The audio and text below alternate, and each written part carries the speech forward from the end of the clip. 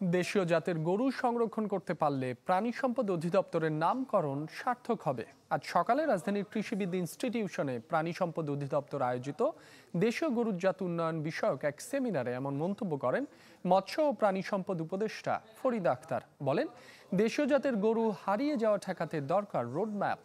উন্নত জাতের পেছনে অনেক রিসোর্স ব্যয় করলেও তা সাস্টেইনেবল হয়নি বলে জানান তিনি। জলবায়ু পরিবর্তনের সাথে বিদেশি জাত খাপ খাওয়াতে পারছে না উল্লেখ করে জোন ভিত্তিক জাত সুরক্ষার দিকে মনোযোগ দিতে বলেন উপদেষ্টা। সেমিনারে প্রাণী সম্পদ কর্মকর্তাদের পাশাপাশি উপস্থিত ছিলেন প্রান্তিক খামারিরা। উন্নত জাতের কথা বলে আমরা যখন নাকি ক্রস ব্রিড করেছি, নানা জাত নিয়ে আসছি, ওটা কিন্তু সাস্টেনেবল না। দেশীয় জাত সংরক্ষণ করার প্রকল্প না হোক, আমি মনে করি একেবারে আমাদের মন্ত্রণালয়ের প্রাণী সম্পদ মন্ত্রণালয়ের নামকরণ সার্থক হবে যদি আমরা দেশীয় জাত রক্ষা করতে পারি।